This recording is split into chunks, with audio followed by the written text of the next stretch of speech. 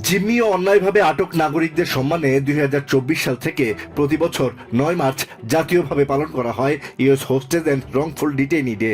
সোমবার দিবসটি উপলক্ষে ওয়াশিংটন ডিসিতে আয়োজিত এক অনুষ্ঠানে অংশ নেন state secretary Marco Rubio. State secretary তার বক্তব্যে ইরানে চলমান আমেরিকার সামরিক অভিযানের লক্ষ্য নিয়ে কথা বলেন।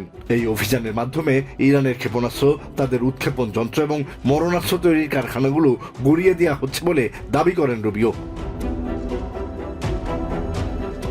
একই সঙ্গে ইরানের নৌবাহিনীকেও পুরোপুরি অকেজো করে দেওয়ার প্রক্রিয়া চলছে বলে উল্লেখ করেন তিনি। রুবিও বলেন, ইরান বিশ্বকে জিম্মি করার চেষ্টা করছে। তারা প্রতিবেশী দেশগুলোর জ্বালানি অবকাঠামো, বেসামরিক মানুষ, এমনকি বিভিন্ন দেশের দূতাবাসেও হামলা চালাচ্ছে। ইরানের বর্তমান শাসন ব্যবস্থাকে সন্ত্রাসবাদী হিসেবে আখ্যায়িত করেন তিনি।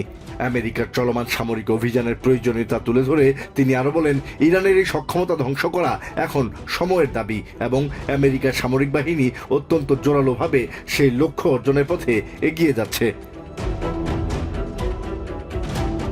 সম্প্রতি ইরানের হামলায় ৭ আমেরিকান সেনা সদস্য নিহতের ঘটনায় গভীর শোক প্রকাশ করে রুবিও জানান, প্রেসিডেন্ট ডোনাল্ড ট্রাম্পের নেতৃত্বে আমেরিকা তার নাগরিকদের সুরক্ষায় কোনো আপোষ করবে না।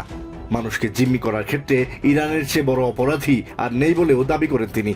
রুবিও বলেন, ইরান যেভাবে আমেরিকান নাগরিকদের অন্যায়ভাবে আটকে রেখে রাজনৈতিক পণ্য হিসেবে ব্যবহার করে জিম্মি কূটনীতি চালিয়ে আসছে, তার অবসান ঘটাতে আমেরিকা দৃঢ় প্রতিজ্ঞ। প্রেসিডেন্ট ট্রাম্প দ্বিতীয় মেয়াদে দায়িত্ব নেওয়ার পর ১০০রও বেশি আমেরিকানকে দেশে ফিরিয়ে আনা হয়েছে বলেও জানান Rubio. Asad real, TVN24 news desk.